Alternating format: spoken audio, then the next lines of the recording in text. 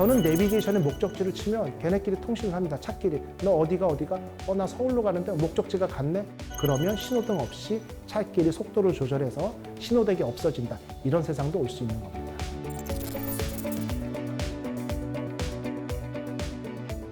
최종적으로 완벽한 자율주행이 가능한 전기차는 전체 생산 원가의 70% 가까이가 전자 부품이 차지합니다.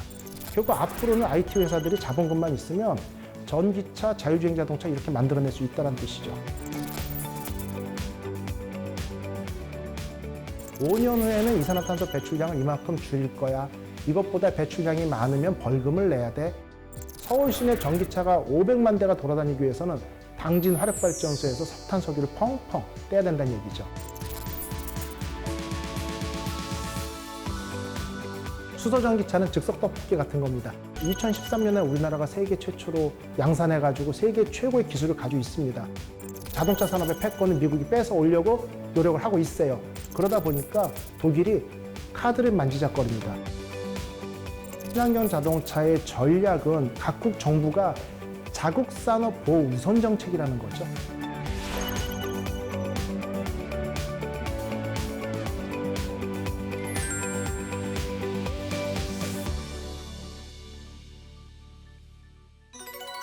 안녕하세요. 대덕대학교 미래자동차학과 이호근입니다.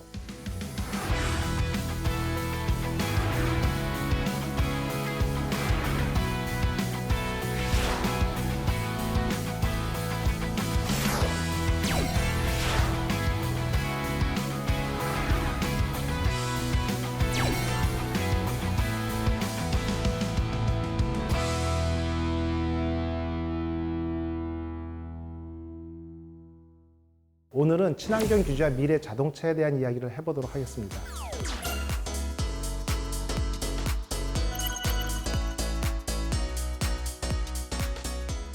일단 우리가 CES, 전 세계에서 가장 큰 가전쇼에서 가장 많이 다루어지는 주제에 대해서 좀 논의를 해볼 텐데요.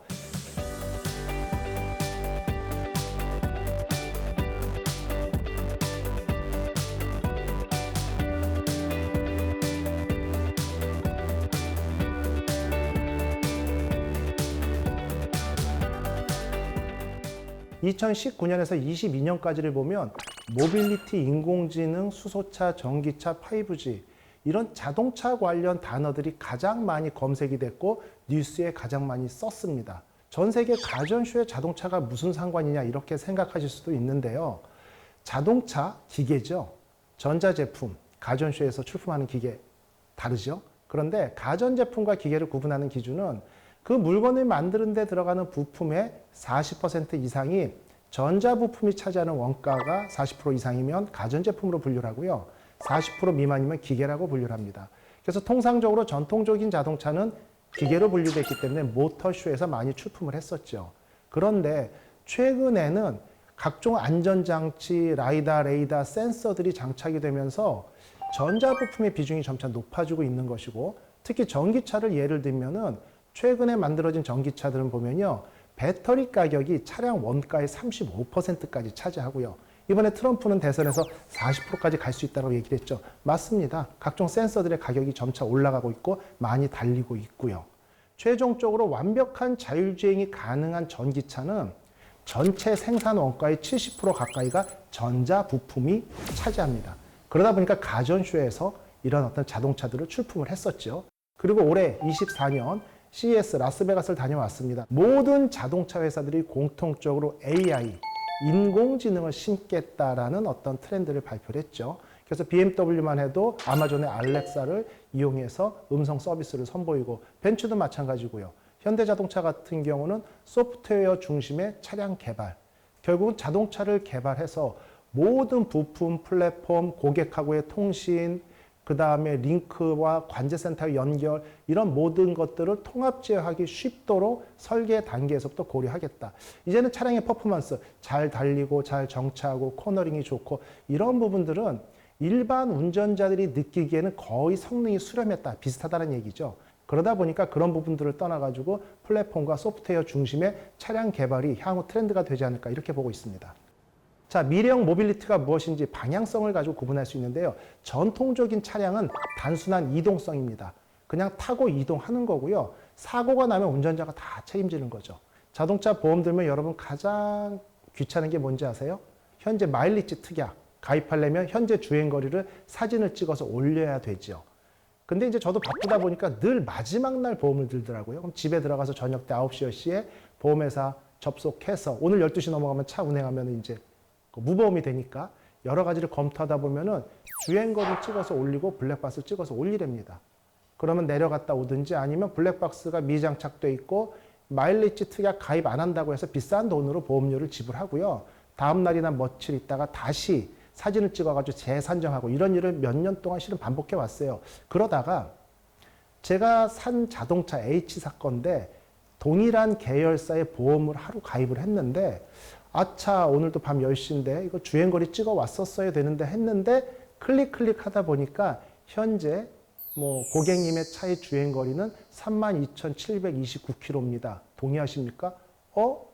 이게 블루링크라는 서비스를 통해 가지고 본사에서 이미 다 알고 있다는 거죠. 그래서 바로 내려가지 않고 클릭을 했더니 기존의 블랙박스 사진이 있는데 이걸 다운받아서 그대로 쓸 겁니까? 또 물어와요. 클릭을 했죠. 결국 무슨 얘기냐면 며칠 있다 카드 인증을 취소하고 다시 한번 가입할 필요가 없었고 밤에 한번 내려갔다 올 필요가 없었거든요. 그 이후로는요. 이 회사 보험료가 비싼지 싼지 다른 회사 여러 거 비교하지 않고 그냥 쓰는 저를 발견하게 되더라고요. 결국 이게 뭐냐면 인터넷과 연결된 스마트한 커넥티드카 서비스 중에서 아주 마이너한 서비스 하나만을 써보고도 그 편리함 때문에 보험사가 제가 바뀌었다는 얘기죠. 이게 다가올 미래가 현실이 돼 있다는 얘기고요. 그 다음에 친환경적인 경제적인 수소전기차가 있습니다. 제 주변에 11명이나 수소전기차를 구매를 했는데 만족도가 상당히 높고 일충전 주행거리 상당히 길고요. 전기차와 비교했을 때 탁월한 장점들이 있는데 뒤에 설명드리도록 하겠습니다. 그리고 마지막은 편리하고 안전한 이동수단. 보통 이제 일반 운전자들이 편리하고 안전한 하면 자율주행만 생각하시는데 완벽한 자율주행 아직 멀었다가 뒤에 결론입니다. 하지만 아직 멀었어. 자율주행 내가 살아생전 완벽한 무인 자동차가 도로상에서 수십 대, 수만 대, 절반 이상이 돌아갈 일이 있을까? 하지만 그게 아니고요. 거기서 파생된 기술들이 각종 첨단, 적극적으로 운전자의 실수에 개입하는 안전장치들에 이미 적용이 되고 있다는 얘기죠. 그러니까 제가 식당 같은 데서 후진을 하려고 차를 뒤로 빼는데 좌우 사각지대는 제가 보이지 않죠. 그런데 좌우 사각지대에서 다른 차들이 다가올 경우에는 저는 가속 페달을 계속 밟고 있음에도 불구하고 띠띠띠 경고등이 들어오면서 차가 더 이상 나가지를 않습니다. 그리고 화면에는 빨간색 글씨만 보이고 뒤에 영상이 보이고요. 결국은 사고를 유발할 수 있는 운전자의 실수를 최대한 줄여주면서 자동차의 각종 안전장치들이 적극 개입하는 이러한 부분들이 편리하고 안전한 이동수단의 한 카테고리가 되겠죠.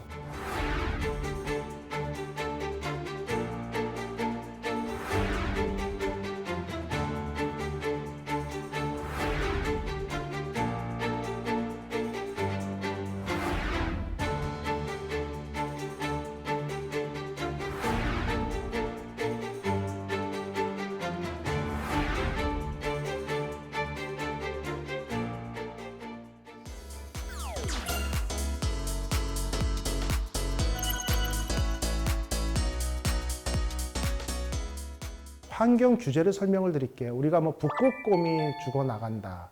그 다음에 지구온난화 많은 얘기들 나오고 있죠. 마찬가지입니다. 한겨울에 한파도 몰려오고 여름철에 상당히 덥고 이런 어떤 환경, 기후협약, 탄소 중립 이러한 부분들이 세계적으로 공감대를 형성해서 2050년입니다. 한 25년 남았죠. 그때는 넷 제로를 달성하자. 무슨 얘기냐? 모든 기계장치든 제품을 생산하는 모든 과정에서 배출한 이산화탄소하고 그것을 걷어들이는 모든 과정들이 균형을 이루어서 결국은 지구 전체 대기 중에 포함되어 있는 이산화탄소의 발생량을 더 이상 늘리지는 말자. 이런 것들이 넷제로고 환경 규제, 기후 협약입니다.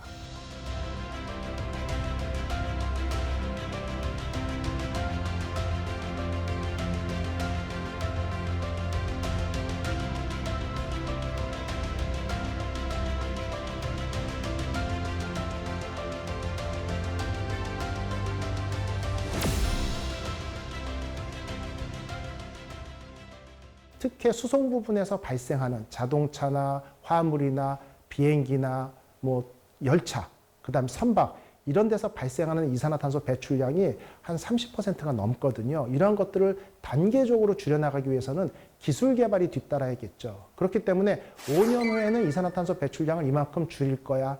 이것보다 배출량이 많으면 벌금을 내야 돼. 이러한 기술들을 선도적으로 제시를 합니다. 그러면 기업들은 그 기준에 맞추기 위해서 갖은 기술 개발과 R&D 투자를 통해 가지고 그것을 맞춰 나가는 거죠. 유럽의 CO2 규제를 말씀을 드릴게요. 2020년 기준으로는 95g입니다. 1km 주행하는데 이산화탄소 배출이 95g이 기준이다 이런 뜻이죠. 95g을 넘어서게 되면요. 1g당 약 95에서 97유로의 벌금을 차량 판매할 때마다 내게 됩니다. 95유로, 97유로, 10만 원이 넘죠. 그러면 이대로 현대 기아 자동차가 이 포트폴리오로 유럽에 수출하는 지금 현재 차량들을 그대로 벌과금을 계산해 보면요. 한 3조 가까이 됩니다.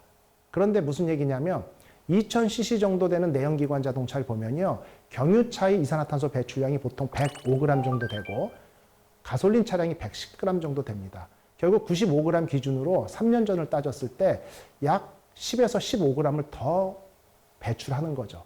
10에서 15g을 더 배출한다? 차량 한 대당 벌과금이 150만 원이 넘는다는 얘기거든요. 그러면 자동차 회사 팔아가지고 글쎄요 200~300만 원 남는데 절반 정도를 벌과금으로 낸다? 쉽지 않은 얘기죠.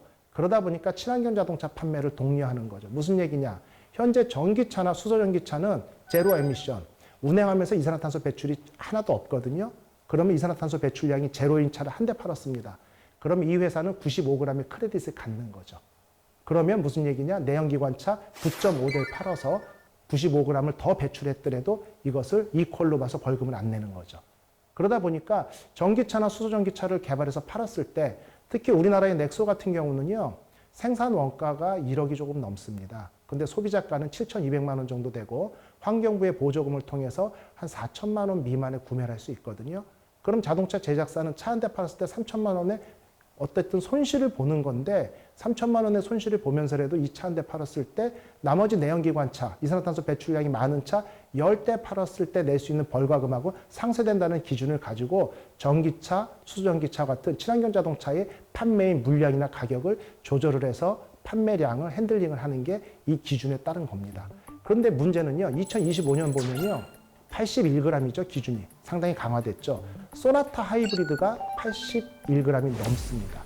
그 얘기는 무슨 얘기냐면 내년부터는 하이브리드 자동차도 친환경 자동차가 아니란 소리죠.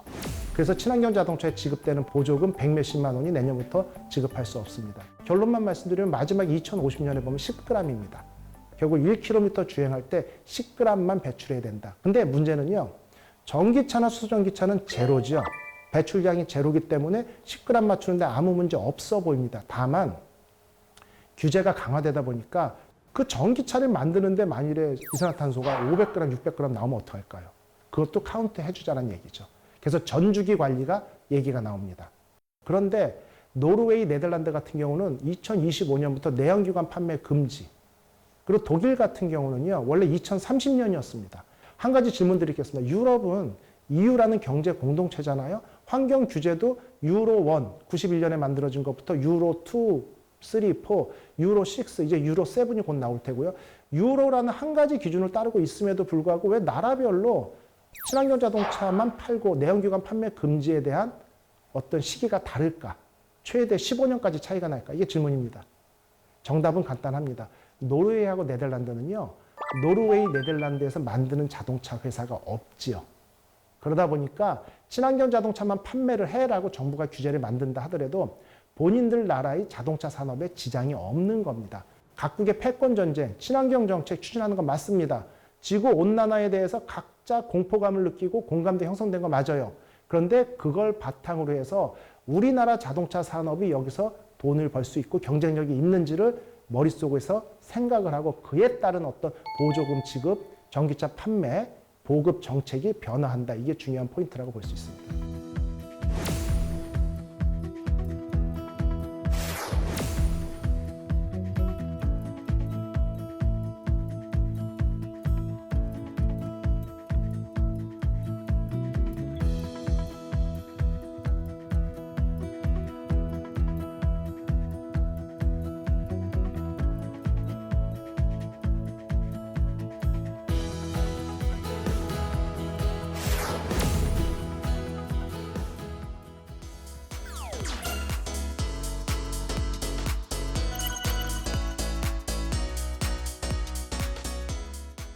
자, 미래형 자동차, 자율주행 자동차 말씀드릴게요. 제가 지금 강연 때문에 일어날 수는 없는데 여기서 일어나서 잠시 여기로 간다라고 하면 먼저 보겠죠. 이 안에 걸림돌이 있는지.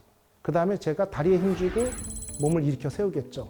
그러한 명령을 누가 내립니까? 뇌가 내리겠죠. 그걸 뭐냐? 인지판단 제어라고 합니다. 결국 사람들이 활동하고 움직이는 인지판단 제어를 자동차가 하게 되는 겁니다. 인지는 센서가, 판단은 ECU가, 그 다음 제어는 각종 액추에이터가 하는 것이 결국 자율주행 자동차의 기본이라고 할 수 있습니다. 자율주행 기술 단계를 보면요. 0단계, 사람이 다 책임지는 거죠. 밟으면 가고 졸음운전해서 왼쪽으로 꺾으면 왼쪽으로 그냥 가서 사고 나는 거고 아무 도움을 안 주는 게 0단계입니다. 1단계는 뭐냐면요. 여자친구나 아니면 와이프 옆에 태우고 운전한다고 보시면 돼요. 운전하고 있는데 제가 졸아. 이렇게 꾸벅꾸벅 졸면 옆에서 졸지 마. 차선 위반됐어. 이렇게 얘기해 주겠죠. 아니면 제가 딴 데 한눈 팔고 있는데 물체가 다가오면 스톱. 여자친구가 소리 지르겠죠. 이렇게 경고만 해주는 게 1단계입니다. 무슨 얘기냐? 차선을 벗어나면 드르륵 소리가 난다든지 예전에 후진기 해놓고 쭉 하면 벽하고 다가올 때 띠띠띠띠띠띠띠 소리 나죠. 이렇게 경고만 주는 건 1단계고요. 최근 제가 말씀드린 자동차처럼 후진하는데 띠띠띠띠 하는데 제가 계속 밟을 때 얘가 브레이크를 잡아줘요. 차선을 벗어나서 띠띠띠 하다가 핸들을 살짝 돌려줘요. 자동차가 알아서. 요게 2단계입니다. 그리고 3단계는 특정 구간에서 예를 들면 일반 도로는 안 되고 고속도로 상에서만 그 하이웨이 드라이브 어시스트 아니면은 테슬라의 오토파일럿 같은 기능을 작동을 하면 알아서 가다 서다 차선 유지까지 다 하죠. 이런 걸 3단계라고 표현을 합니다.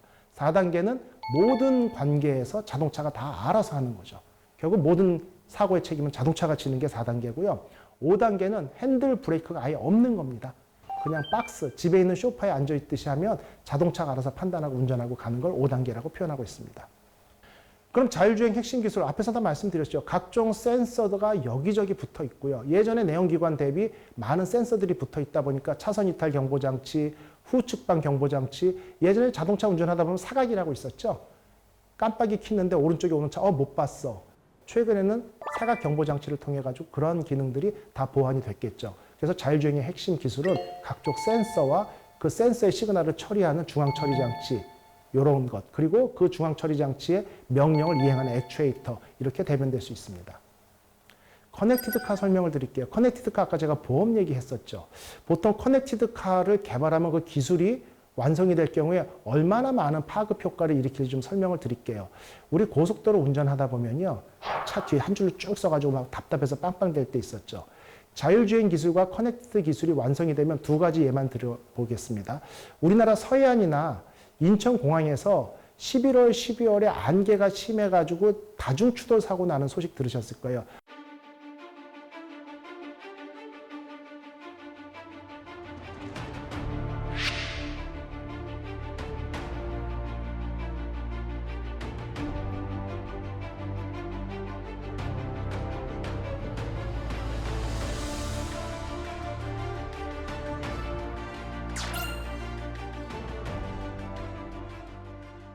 고속도로에서 시속 110km 정도로 주행하는 자동차는요, 1초에 30m를 갑니다. 1초에 30m를 가기 때문에 100m 정도 거리 떨어졌다 해도 3초면 주파하거든요. 거기다가 약간 살얼음이 얼어서 미끄럽죠. 안개 껴서 가시거리는 50m입니다. 사고 난 거 못 보다가 브레이크 밟으면 늦죠. 사고. 그런데 커넥티드 기술과 자율주행 기술이 돼 있고 5G가 중요합니다. 차 간의 통신이 1000분의 1초다라고 하면요. 앞차에서 사고가 딱 나는 순간 사고 났다라고 모든 후방 차량들한테 정보를 다 보내죠. 그럼 나는 가속 페달을 밟고 있는데도 70m 앞에 사고 났습니다고 얘가 자동으로 속도를 줄여주는 기술. 이런 것들이 적용이 된다면 안개가 끼거나 비가 오는 날 다중추돌 사고는 발생할 수 없겠죠. 이게 가장 기본적으로 커넥티드 서비스를 통해서 구현할 수 있는 안전의 기술이고요. 여기서 보다 앞서 나가면 이런 일이 있을 수 있겠습니다. 완전 자율주행이 됐다. 저는 내비게이션에 목적지를 치면 걔네끼리 통신을 합니다. 차끼리. 너 어디가? 나 서울로 가는데 목적지가 같네? 서울 가는 제 차가 맨 앞에 붙고요. 수원, 평택, 천안, 청주 차량들이 한 줄로 쭉 붙습니다. 자, 고속도로에서 조금 전에 말씀드렸죠. 차간거리 100m 정도 뛰어나야 안전합니다. 그런데 자동차 중에 대형 차는 5m 정도 돼요.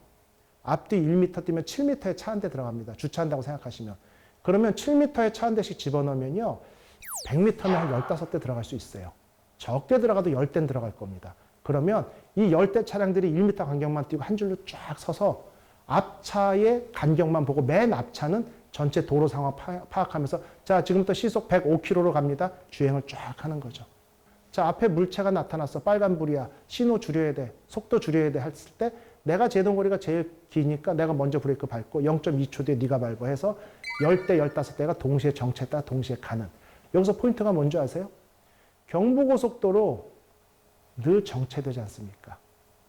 그런데 이런 기술이 개발이 된다면 차간 거리가 100m에서 7m로 줄어들 수 있는 거죠. 극단적으로 표현을 하면 고속도로 10개 개통하는 비용만큼의 효율성을 낼 수 있다. 이런 기술들이 앞으로 블루오션으로 각광을 받을 거다. 이런 얘기입니다.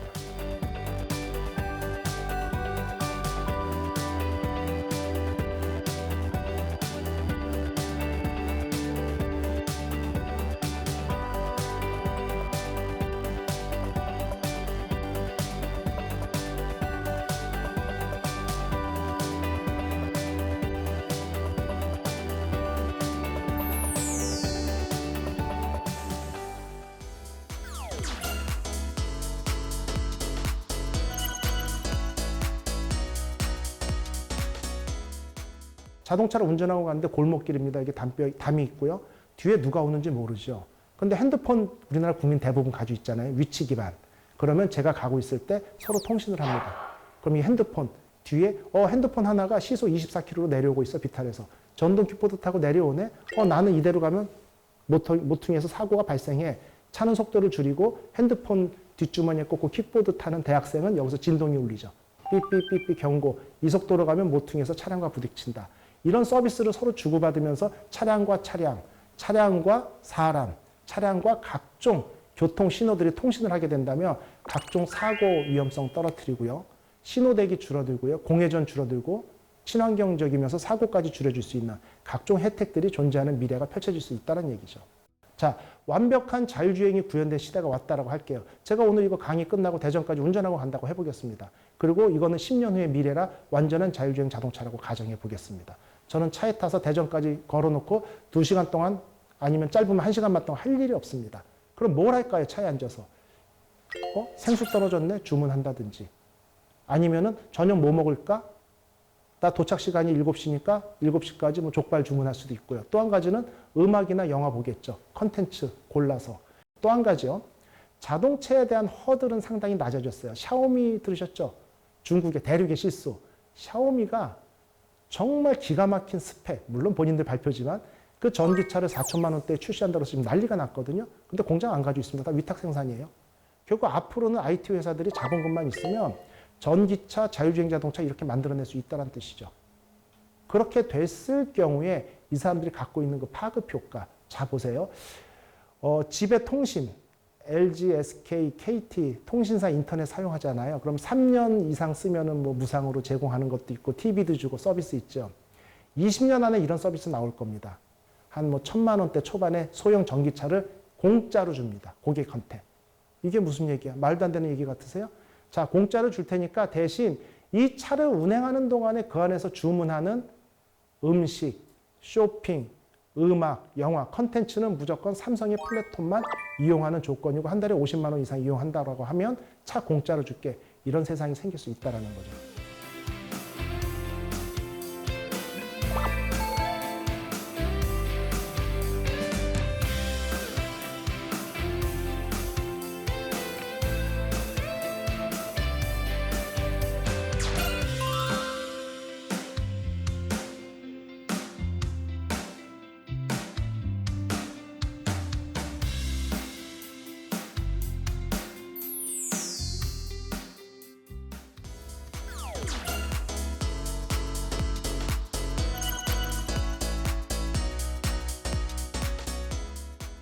이제 미래형 자동차의 마지막인 전기차, 수소전기차를 말씀드리겠습니다. 일반 내연기관, 하이브리드, 그다음 수소차, 전기차에 대해서 그 빨간색은 배출가스가 많이 나오는 거고요. 파란색은 배출가스가 안 나오는 쪽입니다. 그래서 어느 정도 배출가스가 나오는지에 대한 어떤 그래프를, 그 그림을 상대적으로 비교해서 이해하실 수 있도록 나타냈습니다. 전기차하고 수소전기차를 말씀을 드리면 전기차는 글자 그대로요. 수소전기차라고 표현을 했죠. 예전에 수소차 했었는데 잘못된 표현입니다. 무슨 얘기냐면요. 2007년쯤일 겁니다. 17년 전에 BMW에서 하이드로젠이라는 7시리즈의 수소차를 100대를 만들어서 리스를 했습니다. 그 당시에 BMW 7 시리즈가 1억이 조금 넘었는데요. 그 BMW 하이드로젠의 생산 원가가 10억이었습니다. 무슨 얘기냐면 우리가 일반 내연기관입니다. 가솔린 떼는 거죠. 가솔린을 태우는 내연기관인데 트렁크를 절반으로 줄이고 거기다가 액화수소 탱크를 실었습니다. 그래서 여주 이천 가서 그 액화수소를 충전한 다음에 한 55km 정도 주행할 때까지 스위치를 누르면요. 가솔린하고 공기가 믹스된 게 들어가다가 끊고 수소를 집어넣어 준 거죠. 물론 수소도 대기 중에서 4에서 75% 정도의 비율로 공기하고 섞여 있어야만 폭발하고 그렇지 않으면 폭발 안 합니다. 그 적정 비율로 혼합을 해서 넣어주면서 펑펑펑. 저도 시승을 해봤는데요. 물론 배기가스 쪽으로는 약간의 오일이 섞였지만 물만 나오겠고 이게 가솔린을 태운 건지 수소를 태운 건지 구분 안 할 정도로 잘 만들었었어요. 그런데 이 얘기는 무슨 얘기냐? 수소를 그대로 폭파시켜서 운행하는 차기 때문에 그걸 수소차라고 하고 지금 나온 차는 연료 전지를 바탕으로 해서 전기를 생산합니다. 우리가 중학교 때 물을 전기 분해한다고 해서 전극 2개 꽂고 전기통 하면 한쪽으로 뽀글뽀글 산소가 올라오고 한쪽으로 수소가 올라오거든요.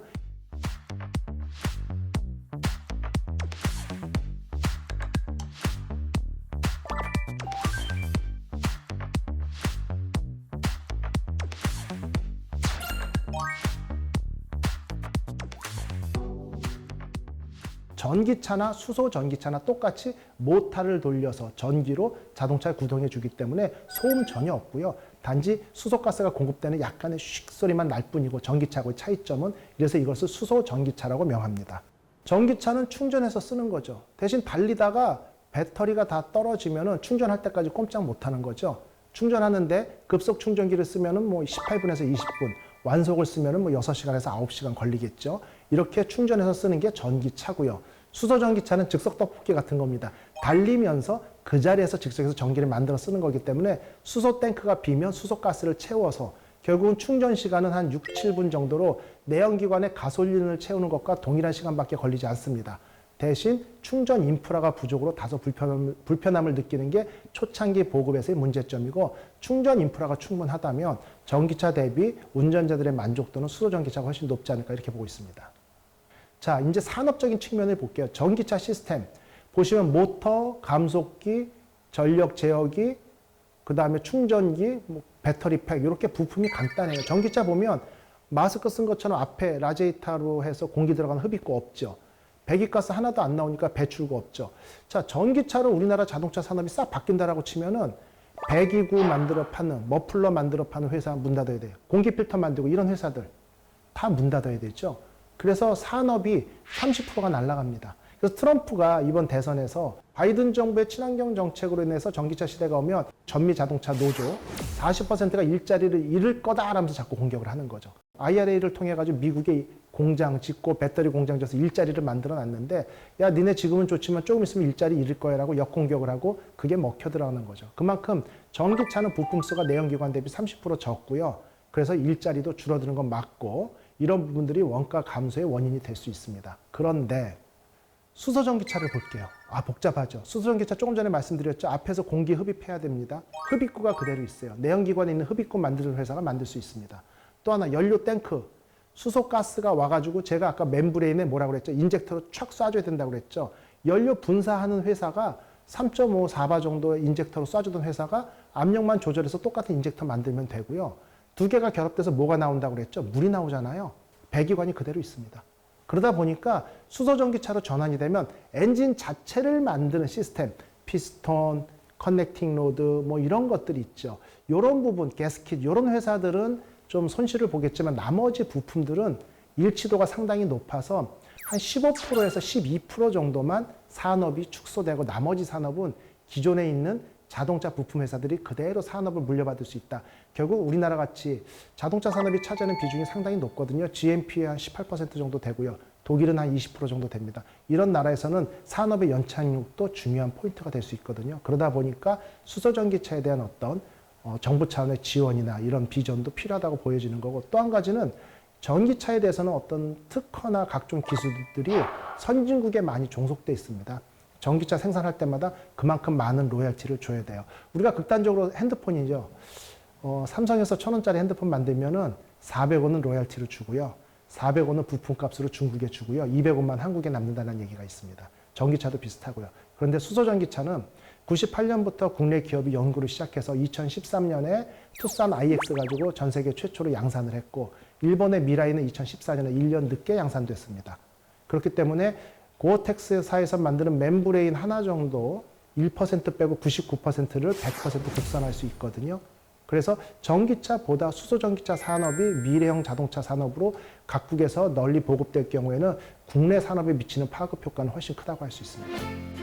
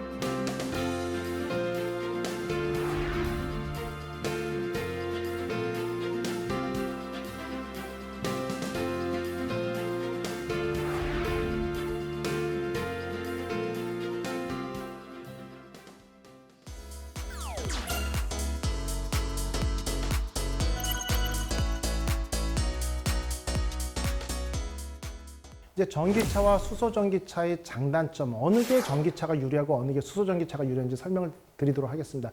최근에 출시된 전기차들은 대부분 주행거리가 400에서 500km 내외죠. 왜 700, 800, 1000짜리 리비안에서 얘기는 했습니다만 그런 것들이 상용화 안 될까요?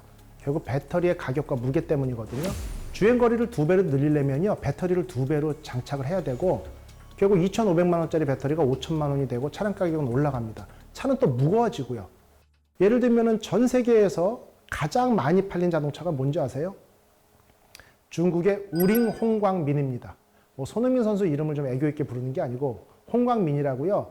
500만 원에서 롱레인지가 700만 원짜리 전기차가 있어요. 주행거리 100km도 안 되는데 배터리 조금 실어서. 그런데 수소전기차는요. 1km 가더라도 수소 스택, 연료전지 실어야 되잖아요. 연료전지가 2천만 원이 넘어요.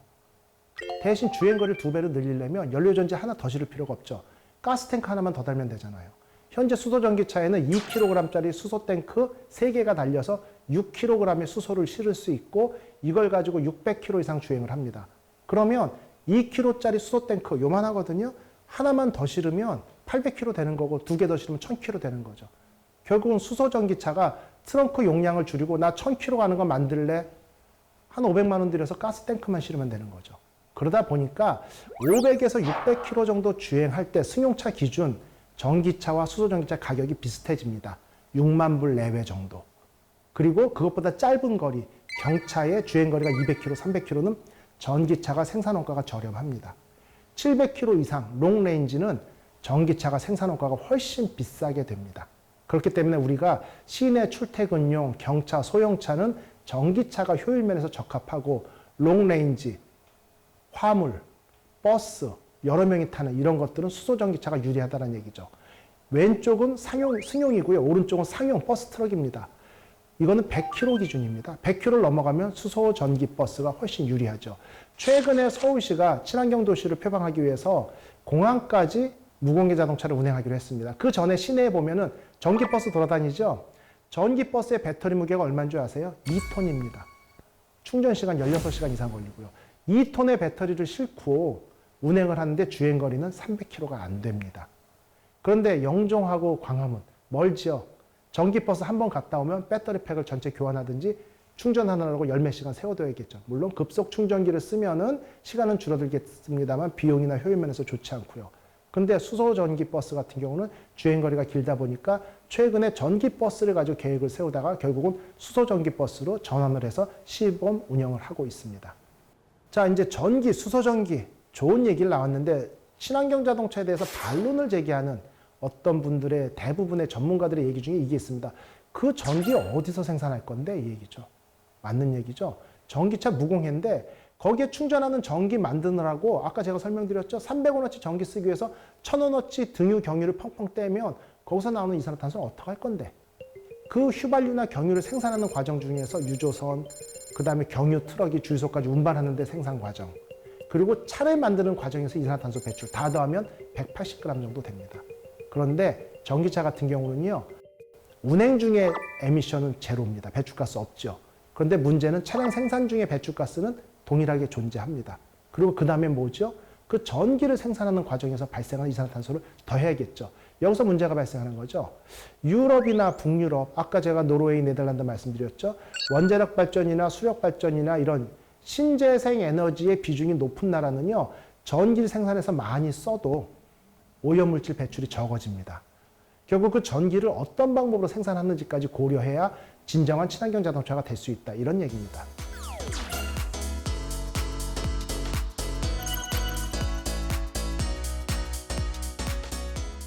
자동차 패권 전쟁 말씀드릴게요. 자, 자동차라는 게 유럽에서 만들어지고 30년 후에 미국, 디트로이트를 중심으로, 30년 후에 일본, 30년 후에 한국, 다시 30년 후에 중국으로 생산 과정이 넘어갔습니다. 그래서 중국과 유럽을 비교하면 130년의 역사 격차가 있습니다. 그런데 중국이 이렇게 보니까 자동차 산업, 전 세계 경제를 주무르고 있거든요.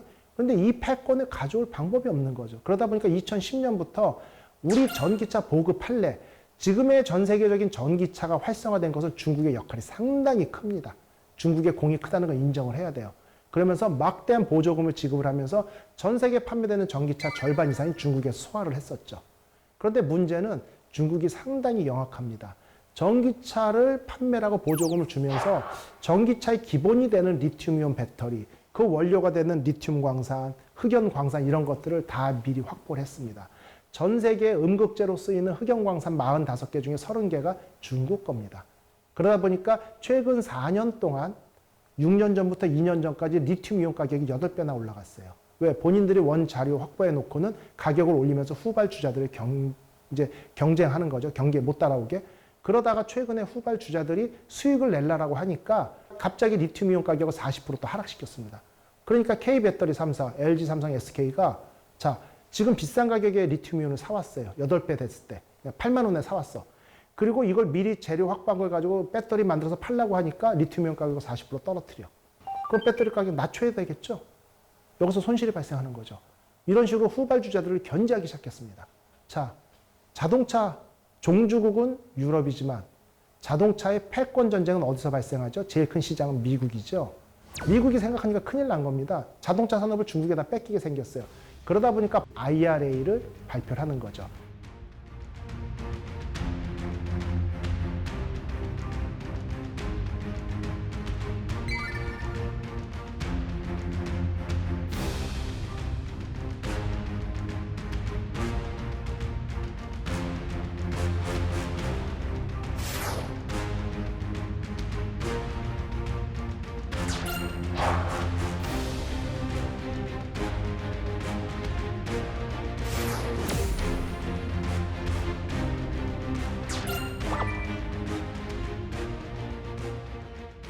보조금을 준다고 하죠. IRA를 통해서 보조금을 주면서 자, 우리나라도 자동차 산업 들어와.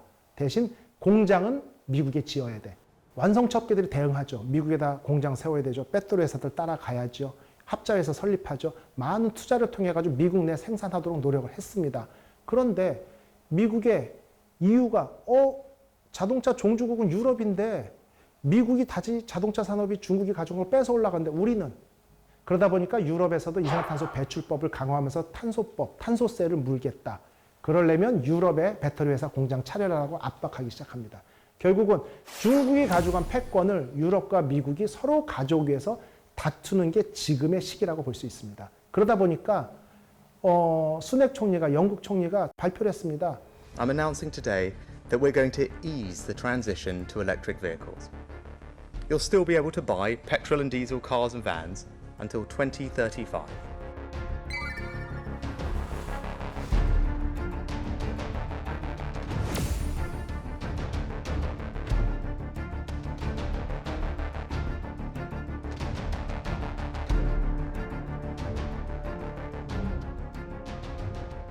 전기차 가격이 생각보다 지금 비싸잖아요. 원래는 올해부터 내연기관보다 싸질 거라고 모든 나라들이 예상했는데 중국에서 배터리 소재 움켜쥐고 가격을 핸들링 하다 보니까 그렇게 안 되는 거죠. 그리고 영국 총리 입장에서 보니까 영국의 자동차 회사들도 좀 장사를 해먹었으면 좋겠는데 중국하고 한국 기업들이 전기차는 다 팔아먹는다는 얘기죠. 영국의 자동차 산업이 위축되게 생긴 거죠. 그러다 보니까 내연기관 판매 금지를 2030년에서 35년으로 늦춘 거죠. 이번에는 독일이 나섰어요. 이게 좀 황당한 코미디 같은 얘기인데 e퓨얼, 합성 연료입니다. 신재생 에너지, 태양열 전지판 깔아 전기 생산해. 전기 생산한 거 어디다 쓰면 되죠? 전기차 충전해서 쓰면 되지 않습니까? 근데 독일의 유력 일간지에서 분석했는데 내연기관 자동차는 아직도 독일이 유럽이 전 세계 1등이다. 그런데 신재생 에너지를 활용한 친환경 자동차는 한국에게 뒤져 있다는 건 아주 어쩔 수 없는 사실이거든요. 그러다 보니까 독일이 카드를 만지작거립니다. 이 자동차 산업을 다시 뺏어오고 싶은데 신재생 에너지로 전기 생산해서 전기차에 쓰면 돼. 아, 쓰지 마. 이걸로 전기 분해해서 수소를 만들재. 그럼 이거 어디다 쓰면 돼요? 수소 전기차에 넣어서 쓰면 되잖아요. 근데 아, 쓰지 마. 공기 중에 있는 이산화탄소를 포집해. 그래서 수소하고 결합시켜. 그렇게 해서 합성 연료를 만들어가지고 이걸 내연기관에 집어넣자.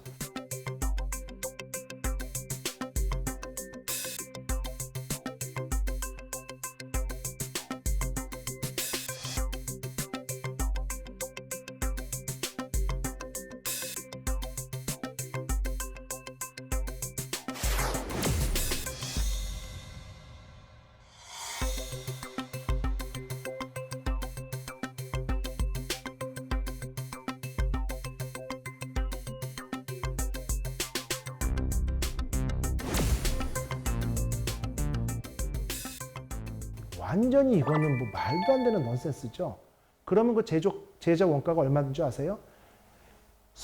원유를 채출해가지고 휘발유나 경유를 만드는 제조 원가의 3배가 들어갑니다. 난센스죠. 우리나라 물가로 따지면 리터당 5,000원, 6,000원이 되는 거예요. 판매가 될 수 없겠죠. 유럽 이태리 물가나 이런 걸로 따지면 그 휘발유 가격이나 이런 것들이 뭐 10,000원 되는 거지, 리터당. 아, 이거는 말도 안 되는 정책이야? 말 되지요. 왜냐하면 이산화탄소 저감을 위해서 석유로부터 채출한 휘발유 경유에는 앞으로 세금을 2배 물리겠다라고 정책을 발표합니다. 그리고 공기 중에 포집한 이산화탄소를 가지고 연료를 만드는 데는 보조금을 주겠다. 그렇게 해서 e퓨얼을 내연기관에 쓰도록 강요를 한다면 그 기술을 가지고 있는 독일이나 유럽에서는 독일이 원천 기술을 가지고 있거든요. e퓨얼이 활용화될 수 있는 겁니다.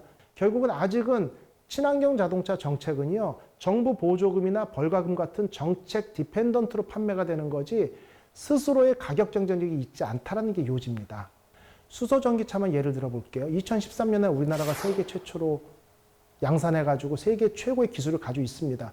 중국을 예를 들어 볼게요. 놀라지 마세요. 작년에 수소 전기차 스택 가장 많이 팔린 게 중국입니다. 발전용과 운송용으로. 그런데 중국은 2030년에 충전소 1000기, 수소전기차 100만 대인가요? 이렇게 많이 보급했다고 해놓고는 승용으로는 언제 보급하겠다, 첫해 이런 계획은 없습니다. 왠지 아세요? 지금부터 보조금 줘서 보급하면 한국하고 일본 좋은 일만 시키잖아요. 그러니까 본인들 나라에 있는 자동차 회사가 수소전기차 양산하는 기술이 완성이 될 때까지는 보조금 정책, 보급 정책을 홀드한다는 얘기죠. 결국 이 얘기는 뭐냐면 오히려 초격차로 현재 만들어진 어떤 수소전기차의 스택 기술을 약간 각국 정부한테 기술 이전들을 각국 경쟁사한테 하면서 그것보다 앞선 어드밴스드한 기술을 가지고 우리가 기술 격차를 벌려나가는 자동차 회사의 노력이 필요하고요. 결국 정부와 기업과 소비자들이 힘을 합쳐서 우리나라에서 이 좁은 지역에서의 어떤 생태계 완성을 통해 가지고 성공된 모델을 보여주는 것들이 우리나라 GNP의 20% 이상을 차지하는 자동차 산업의 발전을 견인하지 않을까 이렇게 보고 있습니다. 이상 오늘 강의 마치도록 하겠습니다. 감사합니다.